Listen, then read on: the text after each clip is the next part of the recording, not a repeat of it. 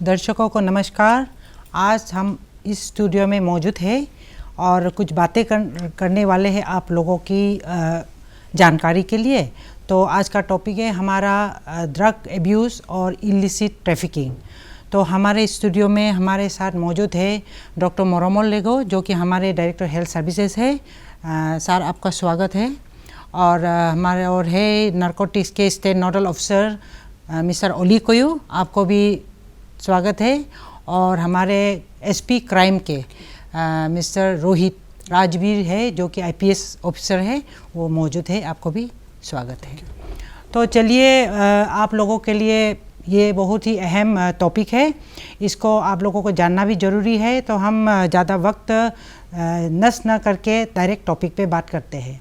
तो सबसे पहले मैं अपने डायरेक्टर हेल्थ सर्विसेज मोरोमोल लेगो सर से ये पूछना चाहती हूँ कि सर, ये ड्रग्स क्या चीज़ है और ड्रग्स खाने से क्या होता है, इसके बारे में आप थोड़ा सा कुछ बता दीजिए।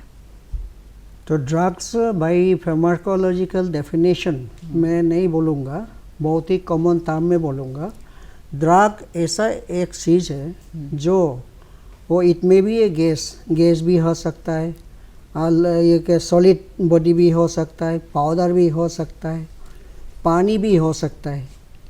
जो ऐसा सब्सटेंस है जो उसको मेरा बॉडी में डालने से जाने से मेरा फिजियोलॉजी चेंज होता है। तो वो चीज़ को जो हम लोग हमारा मेडिकल फील्ड में जो इलाज जो होता है ड्रग का द्वारा, तो वो उसका हम लोग का मेजर्ड अमाउंट में हम लोग देता है, तो वही है ड्रग है। सो मोटा मोटी इसका जो है ड्रग मतलब जो कोई भी चीज़, गैस हो, सॉलिड हो, पानी हो, पाउडर हो, जो हमारा बॉडी में असर पड़ेगा, इन्फ्लुएंस करेगा मेरा एक्टिविटी को, फिजियोलॉजी को, वही है ड्रग है। तो फिर अभी हम लोग बात करते हैं कि अभी के स्पेशली जो जवान बेटे बेटियां हैं, उन लोग का ड्रग्स ले रहे हैं, फिर ड्रग एब्यूज़ हो रहा है, ड्रग एडिक्शन हो रहा है, बहुत सारी बातें आजकल होते हैं। तो मैं आपसे ये जानना चाहती हूँ कि तो ड्रग्स तो आप बता रहे हैं कि किसी भी तरह के होते हैं, पानी हो या हवा, व्हाटएवर। तो अभी ड्रग एब्यूज़ किसको बोलते हैं सर? ड्रग एब्यूज़ मतलब एक इन अ सिंपल वे ये जो है काइंड ऑफ छेड़छाड़ करना, जो थोड़ा कोशिश करना, जो ये पानी में है तो ड्रग है, उसका एक्शन को उसको मालूम है तो ले लिया, तो टेस्ट किया, ठीक है। सो वही है एब्यूज़ है, जो यू आर एब्यूजिंग। तुमको ज़रूरी नहीं हो, तुम्हारा बॉडी के लिए वो ड्रग ज़रूरी नहीं है, जिसको ज़रूरी है वो तो डॉक्टर प्रिस्क्राइब करेगा, बट आउट ऑफ क्यूरियोसिटी आप उसको छेड़छाड़ कर रहा, पी के देखता है, लगा के देखता है, सूंघ के देखता है, वही एब्यूज़ है सिंपल टर्म में। अच्छा, तो इसका मतलब है सर, जो ड्रग्स को बीमारी के लिए कुछ भी लिए वो तो लीगल हो गया, लेकिन इसको लीगल ड्रग्स हो या इलीगल हो, जो भी आप नशे के सामान यूज़ करते हैं कि आपके उसको लेने के बाद एंजॉय करते हैं, आप फुर्ती होते हैं या आप रेकलेस हो जाते हैं, तो उसको आप ड्रग एब्यूज़ बोलते हैं। आप यही बोल रहे हैं ना? ना, वो तो ड्रग एब्यूज़ इज एक स्टेज जो है ना, addiction is another stage, so which is grievous stage में जो है। तो ड्रग एब्यूज़ में भी चलता है, जो आपका एक्साइटमेंट के लिए, स्टिमुलेंट के लिए, डाउनर, उसको डाउनर अपर बोलता है, हेलुसिनोसेन जो होता है, पार्टी मनाना है, फुर्ती होना है, हंसना, यूफोरिक होना है, तो उसके लिए हमारा ड्रग्स होता है। फिर उसका बट अभी का लेटेस्ट में जो बोलेगा, मैं ज़्यादा ये क्लासिफिकेशन तो मैं इतना डिटेल नहीं जाऊँगा। तो अभी का हमारा जो यूथ या यूथ कल्चर में जो चलता है वो जो club drugs, which is very very dangerous. ये जो है हमारा आम आदमी, विलेजर्स, सब इसको जानना चाहिए, students, youth, everybody, parents also जानना चाहिए, कम्युनिटी जानना चाहिए, क्योंकि ये जो ड्रग एब्यूज़ जो है ये का किसी को लग जाता है, वो कोई भी होता है, बट बोलते हैं कि यूथ में ज़्यादा होता है, but their life is more important. So उसी में ये जो एब्यूज़ होता है, एब्यूज़ होते होते तो आप परमिट होगा तो मैं बोलूँगा एडिक्शन जब होता है, एडिक्शन है स्टेज जो उसमें पहुंच जाता है, जो वो एब्यूज़ करते करते करते करते एक दिन उसका सिस्टम ही ख़राब हो जाएगा। ब्रेन में इधर साइंस, हम लोग का मेडिकल साइंस में ऑलरेडी रिसर्च करके देखा है, it is available in YouTube also, आप देखेगा ब्रेन में लीशन हो गया। उसमें क्या हो गया, एडिक्शन हो गया, आपने एब्यूज़ किया, एब्यूज़ से जा एब्यूज़ करते आप ये हैबिट हो गया। मान लो एक यूथ क्लब में जाता है, डीजे में जाता है, नाइट क्लब में जाता है, वो सब मेडिसिन जो क्लब ड्रग्स बोलता है तो उसको यूज़ करता है, तो ऐसे करते करते वो लोग पूरा एडिक्ट होके आपका ये जो आपका सिस्टम में बैठ गया, वो ऐसे स्ट्रेस आ जाता है कि आप बहुत कंपल्सिव हो जाता है, आपको लेना ही पड़ेगा, अगर नहीं लेगा तो उसका फिजियोलॉजी चलेगा नहीं, ठीक है, वही है addiction. So there is a difference between abuse and addiction. मतलब सर ड्रग को लेते लेते आप एडिक्शन हो जाता है, इसका मतलब उसके बिना आप रह नहीं सकते हैं। यस, तो लेना ही पड़ेगा, इस टाइप का उसको एडिक्शन बोलते हैं। नहीं लेगा तो उसका विड्रॉल होगा। तो विड्रॉल को क्या करता है, हमारा सेटअप में तुम्हें बोलूँगा, ये हमारा जो है बस्ती में जो होता है, withdrawal is very very dangerous, देख के भी आपको डर लगेगा। तो उसमें क्या करता है, विलेज में हमारा आदमी लोग पुजारी लाता है, बोलेगा ये उसको भूत पकड़ा है। So they do all this local tradition way में लोग पूजा करता है, बॉडी कांपता है, ट्रेमर होता है, फ्रोट निकलता है, बेहोश होकर गिरता है, सो लोग पुजारी के पास ले जाए। This is one very very important that मेरा कम्युनिटी जानना चाहिए, ठीक है। So that is a stage of withdrawal. So once he is submitted he will be all right, वही है, ठीक है। तो सर इसके ड्रग्स के कैसे शुरू करते हैं बच्चे, मतलब कैसे तो इसके एडिक्शन हो जाते हैं? एक एक्सपीरियंस पीयर ग्रुप से, क्यूरियोसिटी से, पार्टी में, वो सब में ये सब होता है।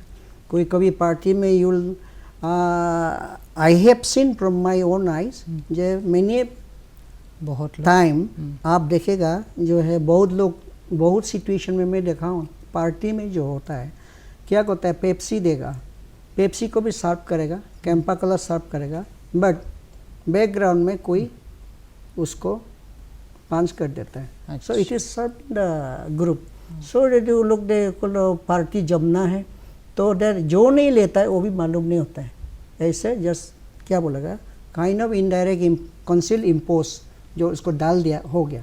एक तो क्यूरोसिटी, अरे यार आज तो पार्टी नहीं जब पी लो ना, दिमाग खुलेगा, तो जम गया, तो मैं भी एक्साइटेड हो गया, ले लिया, अच्छा लगा, मूड बना, वही है। सही तो यूजुअली वही है, पीयर ग्रुप से होता है, पार्टी से होता है।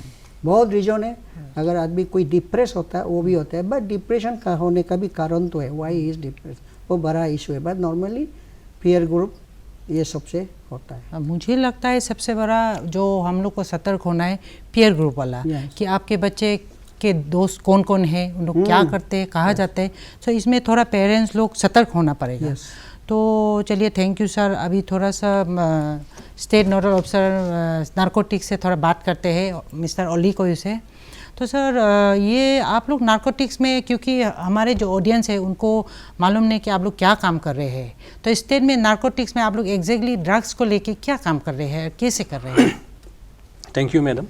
और ये अवेयरनेस जाना और जानना बहुत ज़रूरी है। डेफिनेटली नारकोटिक्स जो है एक बहुत बड़ा एक सब्जेक्ट है, तो इसमें आपका जैसे कि हार्म रिडक्शन है जो अभी हेल्थ डिपार्टमेंट डील करते हैं, लीगल एंड साजेटा एंड हम लोग जो डील करते हैं उसको। एक तो है डिमांड रिडक्शन, जिसमें हेल्थ डिपार्टमेंट जो डिमांड जो है ड्रग्स, जिसको डिमांड एडिक्शन, जो डिमांड ड्रग्स को एडिक्ट होकर जो डिमांड करता है उसको डिमांड रिडक्शन बोलता है। तो उसको रिहैब सेंटर में उसको रिहैब करते, काउंसलिंग होता है, सोशल काउंसलिंग होता है। तो उसमें जो है वो आपका एनजीओस लोग है, हेल्थ डिपार्टमेंट है, आपका साजेटा है, या एक्साइज एंड नारकोटिक्स है, बहुत कुछ का रोल है। इवन पुलिस का भी उसमें रोल हो सकता है, हालांकि पुलिस का ऑलरेडी बहुत बर्डन उसमें पड़ा हुआ होता है। फिर उसके बाद है हम लोग का एक डिमांड रिडक्शन और सप्लाई रिडक्शन। सप्लाई रिडक्शन जो है ये पुलिस मेन रोल इसमें प्ले करता है, स्पेशली इन अरुणाचल प्रदेश।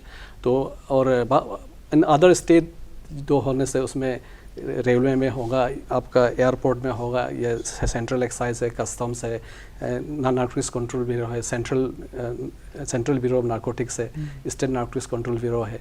ऐसे होके एक टीम होता है जो सप्लाई रिडक्शन को देखता है। तो उसका ऊपर में all over all over in India में अभी ये 3 सब्जेक्ट जो है ऑलमोस्ट 90% ऑफ द स्टेट जो है हमारा यहाँ सिंथेटिक ड्रग्स का ऊपर ही अभी फोकस है और इफेक्ट, जैसे कि पंजाब है तो पंजाब में बिल्कुल सिंथेटिक ड्रग्स का इफेक्ट है, दिल्ली है, दिल्ली में सिंथेटिक्स है, मद्रास है, सिंथेटिक ड्रग्स है। लेकिन कुछ गिना चुना ऐसे स्टेट है, मणिपुर है, अरुणाचल प्रदेश है और इवन जम्मू में है, ऐसे कुछ स्टेट है, ये में बिहार में है, आपका वेस्ट बंगाल में है, जहाँ इलिसिट पॉपी कल्टीवेशन होता है।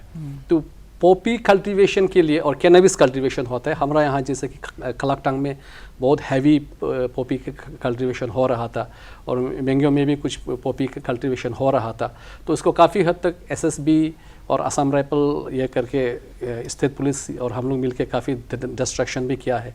और illicit opium cultivation and cannabis cultivation जो है स्टेट डिस्ट्रिक्ट एडमिनिस्ट्रेशन, उसमें पुलिस आता है, आपका टैक्स एंड एक्साइज डिपार्टमेंट आता है और उसके बाद आपका सीबीएन, एनसीबी और वो ऑपरेशन को basically as a nodal agency हम लोग लीड करता है, कोऑर्डिनेट हम लोग करता है। तो हम लोग जाके उन लोग को डीसी लोग को, एसपी लोग को कोऑर्डिनेट करके वो डिस्ट्रिक्ट लेवल में डिस्ट्रक्शन हम लोग कराते हैं। तो और डेफिनेटली उसमें पुलिस का भी काफ़ी रोल है, डिस्ट्रिक्ट एडमिनिस्ट्रेशन का भी काफ़ी रोल है। मेरा कहने का तात्पर्य ये है कि हम लोग जो है ड्रग्स एंड नारकोटिक्स, ड्रग्स सिर्फ आदमी यह करता है कि पुलिस लोग क्या कर रहा है, आपका ये काफ़ी लोग बोलता है कि पुलिस लोग इतना अरेस्ट कर रहा है फिर भी बेल मिल रहा है या फिर भी एडिक्शन रेट ज़्यादा है। पुलिस का एक रोल है, एक सीमित रोल है, एक हेल्थ डिपार्टमेंट का एक सीमित रोल है, एक सहायता का एक सीमित रोल है, क्योंकि ये एनडीपीएस एक काफ़ी सेंसिटिव इशू है, ये एनडीपीएस एक्ट का अंदर ही चलना पड़ता है। इवन पहले जो डीसी एडीसी लोग एनडीपीएस केसेस को हियरिंग करता था, लेकिन सुप्रीम कोर्ट उसको बिल्कुल बैन करके रखा हुआ। एक special designated court, fast track court हर डिस्ट्रिक्ट में देने का एक डायरेक्शन है। तो और अरुणाचल में आतू जैसे स्पेशल डिजिग्नेटेड कोर्ट है, जहाँ सेशन जज को ही स्पेशल डिजिग्नेटेड जज अपॉइंट करके रखा हुआ। तो हम लोग का जो रोल है, आपको जो बोला कि नारकोटिक्स डिपार्टमेंट का क्या रोल है, तो हम बोला है कि जैसे कि इसमें सेगमेंट अलग है, उसको एक साथ लेके जाने के लिए, एक साथ कोऑर्डिनेट करने के लिए, तो पुलिस को, और सिर्फ उसमें पुलिस करेगा नहीं होगा, सिर्फ हेल्थ करेगा नहीं होगा, सिर्फ सहायता करेगा नहीं होगा, इसमें एनजीओस पब्लिक को अवेयरनेस करा के वो रिस्पॉन्सिबल है डीसी का, डिस्ट्रिक्ट एडमिनिस्ट्रेशन का और सहायता का काफ़ी मेजर रोल है, उसमें अवेयरनेस फराहम करेगा। फिर पुलिस से फीडबैक लेगा, क्योंकि police is that agency who is on the foot, जो फुट मार्च करके फील्ड में जो जा रहा है, और जो हम लोग का साथ हम लोग कोऑर्डिनेट करके हम लोग एक साथ डिस्ट्रक्शन ऑपरेशन में करके जा रहे हैं। तो अकेला अगर सिर्फ सहायता भी चलेगा ना, ये कोई कुछ होने वाला नहीं है। हेल्थ सिर्फ अकेला जाएगा बोलेगा, ये कोई भी कुछ होने वाला नहीं है, क्योंकि supply reduction and demand reduction बिल्कुल अंदर में एक स्ट्रॉन्ग बॉन्ड है, स्ट्रॉन्ग एक इंटर कनेक्टिविटी है। तो इसलिए हम लोग का जो एक्शन प्लान जो भी बनाता है, स्टेट लेवल में जो एक्शन प्लान बनाना है, कौन सा डिपार्टमेंट क्या करना है, उसको कोऑर्डिनेट हम लोग करके ये एक्शन प्लान बनाना हम लोग का काम है। धन्यवाद।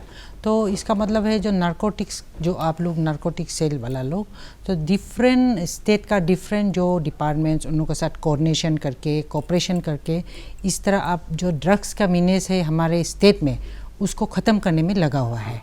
तो यही आपका मैसेज था। और तो हम जाए एसपी सर मिस्टर रोहित के पास। तो सर ये बताइए कि अभी तो हम लोग कुछ तो मालूम हो गया दर्शकों की ड्रग्स क्या है, एब्यूज़ क्या है, फिर नारकोटिक्स वाले क्या कर रहे हैं कंट्री के लिए, बच्चों के लिए क्या कर रहे हैं, उसको तो मालूम हो गया। अभी ये बता दीजिए कि ये एनडीपीएस एक्ट बोल के बार बार आ रहे हैं, जैसे अभी ओली कोई सर ने बोला है, तो एनडीपीएस एक्ट क्या चीज़ है, इसमें क्या होता है?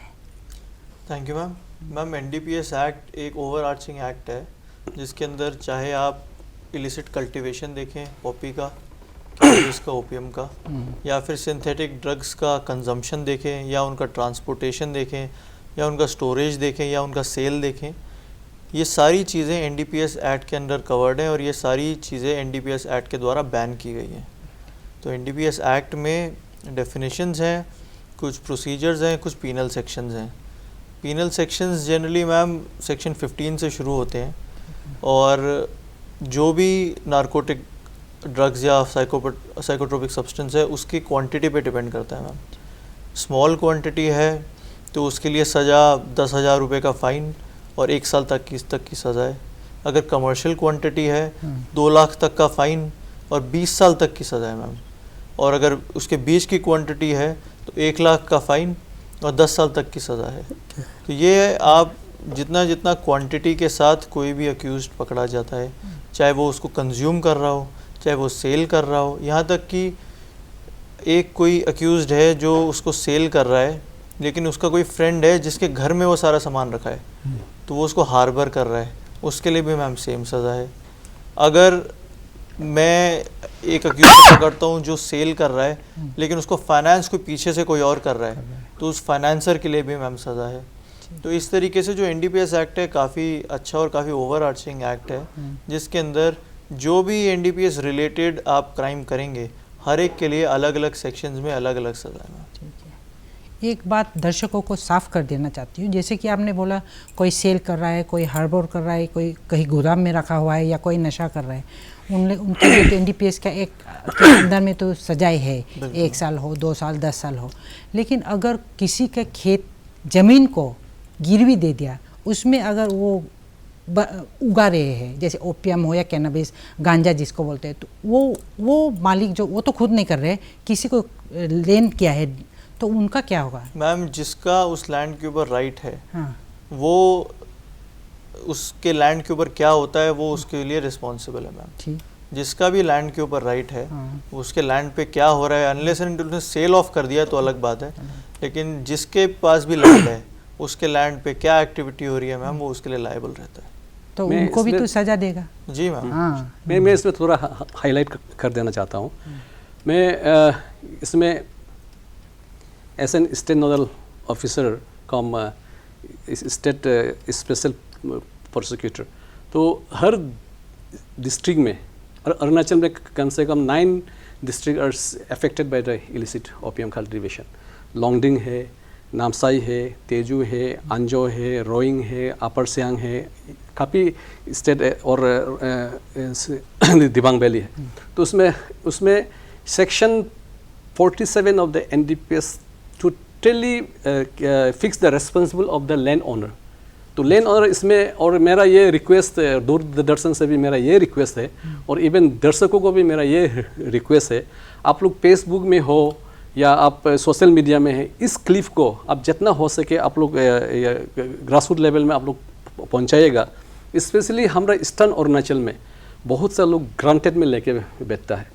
Definition of ownership of the land, तो ओनरशिप ऑफ द लैंड, अगर देखिए आप जंगल में कम्युनिटी लैंड बोलता है, आपका गालो हो, आदि हो, निसी हो, मिसमी हो, हम लोग एक कम्युनिटी लैंड होते हैं, ब्लेज एक बाउंड्री होता है। उसमें कोई भी ऑफिसर, कोई भी बाहर का आदमी आके कोई मच्छी पकड़ता है, कोई पत्ता काटता है, कुछ भी यह करेगा, then they claim their ownership. ये मेरा जमीन है, आप यहाँ से पत्ता नहीं काट सकते, ये मेरा जमीन है, you can not fish over here, you can not Hunt here.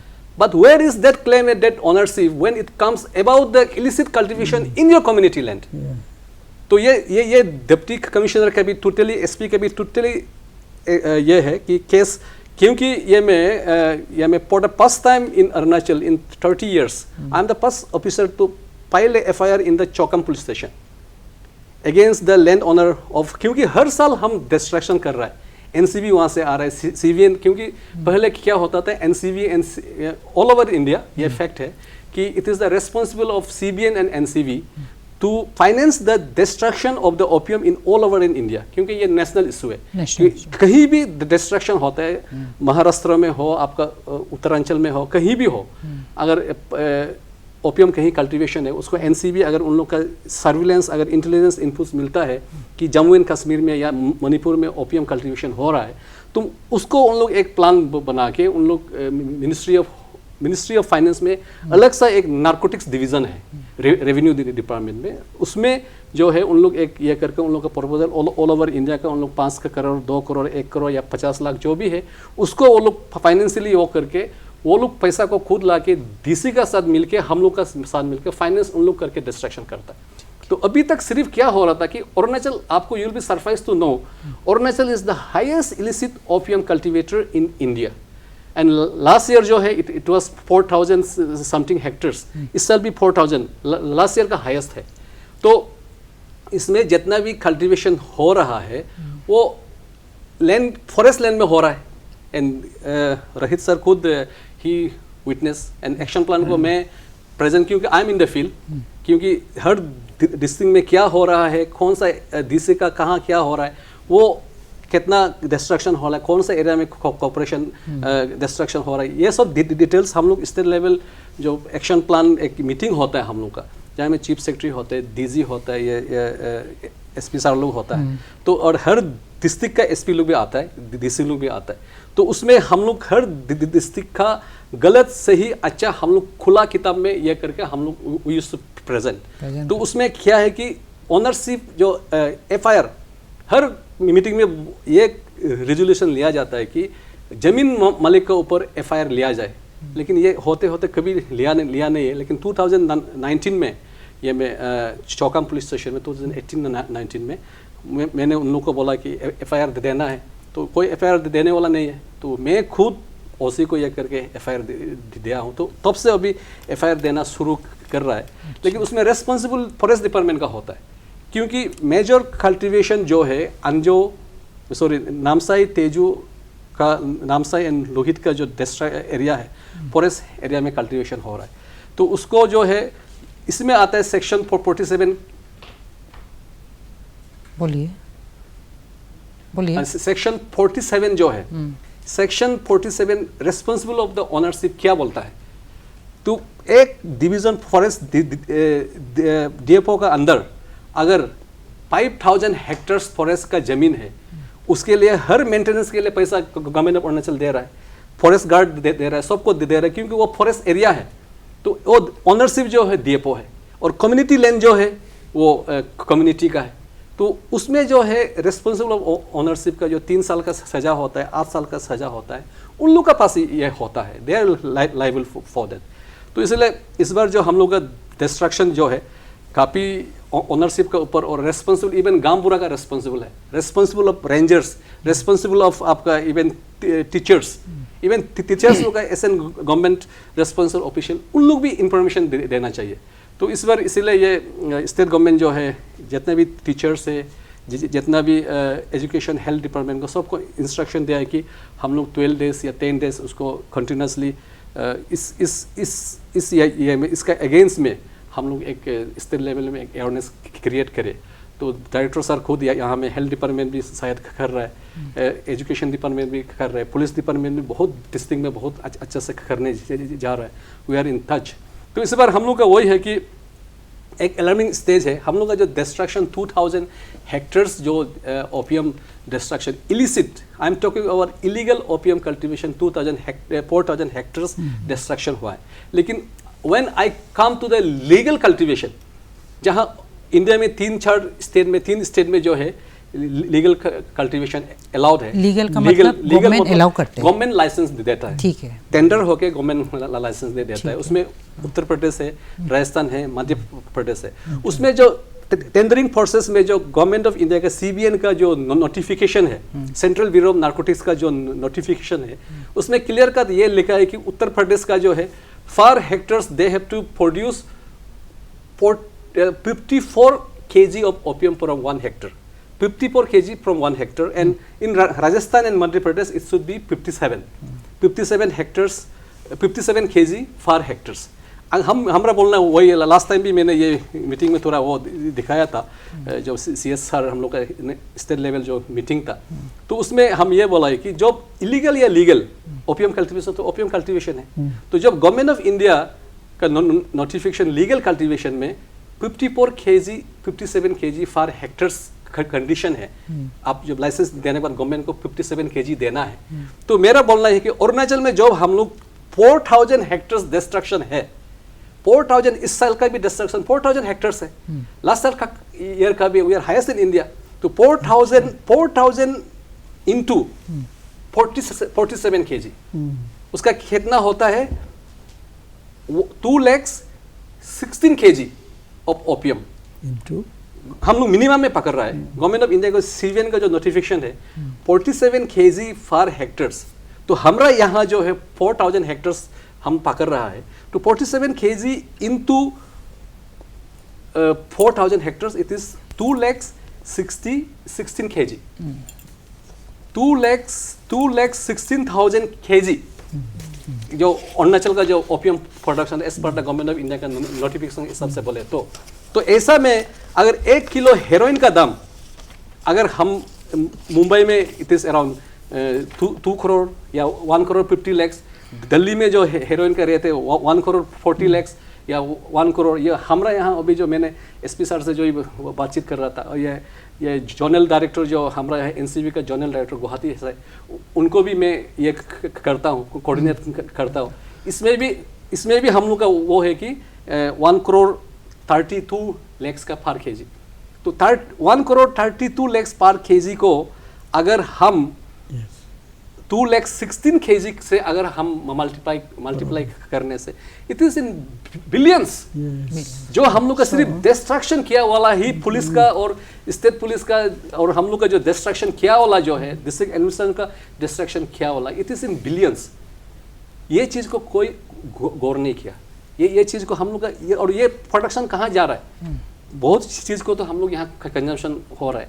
और कमर्शियल ऑफकोर्स हम लोग का ये जो सीड का जो ये क्वालिटी है वो यूपी और राजस्थान का जैसे नहीं है, लेकिन यील्डिंग तो उसका आसपास तो होगा।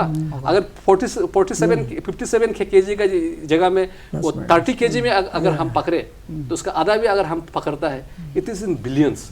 तो बिलियंस जो अमाउंट का जो हम लोग डिस्ट्रक्शन हो रहा है, और ये जो प्रोडक्शन जो है यहाँ से जा रहा है मायूमर से होके मोरे होके वापस फिर इंडिया में आ रहा है। This inputs I have got as an state nodal officer, because last time Longding का ऑपरेशन भी मैंने लीड किया था, and for the first time opium destruction was done in the Longding in Wakka and Pongchau, even CBN and NCB भी उसको नहीं किया।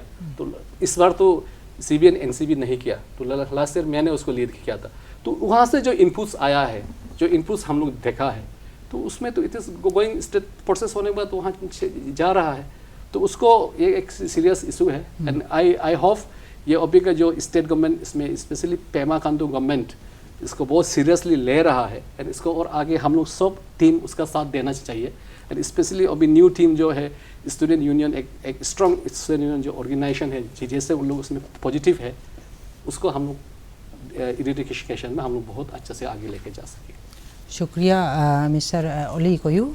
इस समय बहुत कम है, मुझे सिर्फ ये एसपी क्राइम ब्रांच वाले से पूछना था कि जैसे थोड़ा सा ओली कोयू सर ने टच किया था कि आजकल के जो एनजीओस है खुद जाके पकड़ के पुलिस में लाते हैं, वो तो सारा बराबर गड़बड़ हो जाते हैं। तो जस्ट बताइए कि एग्जैक्टली क्या करना चाहिए, क्योंकि अभी हमारे यूथ में बहुत आ रहे उभर रहे हैं ना, एग्जैक्टली क्या करना चाहिए, 2 शब्द बताइए। जी मैम सीबीओस को ये करना चाहिए, अगर कोई भी इस तरह की उनके पास इन्फॉर्मेशन आए कि ड्रग्स का सप्लाई हो रहा है या कुछ लड़के हैं जो ड्रग्स को कंज्यूम कर रहे हैं, वो आराम से आके जो भी उनका नियरेस्ट पुलिस स्टेशन है उसमें आके भी बता सकते हैं। क्राइम ब्रांच ने एक नारकोटिक्स हेल्पलाइन भी मैम चलाई है, हमने लास्ट ईयर लॉन्च किया था, उस पर भी हमें काफ़ी इनपुट्स आते हैं। मैं दर्शकों के लिए एक बार उसका नंबर भी बता देता हूँ, प्लीज़ 9362812717 9362812717 एक हेल्पलाइन है मैम, जो क्राइम ब्रांच ही रन करता है कि अगर आपको अपनी आइडेंटिटी नहीं बतानी, वो गुप्त रखनी है, तो आप इस नंबर पे सिर्फ एक व्हाट्सएप कर सकते हैं जो भी इंफॉर्मेशन आपके पास है। तो आपकी आइडेंटिटी हम रिवील नहीं करेंगे, उस इंफॉर्मेशन को हम लोकली वेरीफाई कराएंगे, और अगर ऐसा कुछ पाया जाएगा तो पुलिस अपने आप उस पर एक्शन लेगी। बढ़िया। तो आने की किसी को सामने ज़रूरत नहीं है, या तो वो कर सकते हैं मैम, लेकिन अगर वो चाहते हैं कि लोकल पुलिस को इन्वॉल्व करें तो वो खुद भी जाके थाने में बता सकते हैं, और पुलिस फिर अपना काम उसमें कर लेगी, कैसे पकड़ना है, किसको किसके सामने प्रेजेंस दिखाना है, विटनेस कौन रखना है, that will be handled by the police में। बढ़िया। सो ये बहुत बड़ा जो एसपी सर ने बताया है, ये बहुत बड़ा इम्पोर्टेंट इन्फॉर्मेशन था। तो समय बहुत कम है, तो आज मुझे आशा है कि दर्शकों को काफ़ी इन्फॉर्मेशन मिला होगा, जानकारी मिला होगा। तो सतर्क रहिए आप लोग, बिल्कुल जो हमारे अभी थीम चल रहे हैं से yes to life and no to drugs वाला, उस पर चलिए, और हमारे यूथ्स को हम लोग बचाना है, पेरेंट्स भी बचाना है, सब लोग मिलके, जैसे एसपी सर क्राइम वाले हैं, फिर हमारे नारकोटिक्स वाले हैं, फिर हेल्थ डिपार्टमेंट है, सारे मिलके हमारे जनरेशन, फ्यूचर जनरेशन को कैसे ठीक रखे, कैसे ड्रग्स से बाहर निकाले, इस पे काम लगे हुए हैं। इसके लिए हमें सबसे ज़्यादा किससे मदद चाहिए, हमें मदद चाहिए अपने पब्लिक से, दर्शकों से। सो इसी बात के साथ मैं विदा लेती हूँ और आप सभी को धन्यवाद। Thank you. Thank you.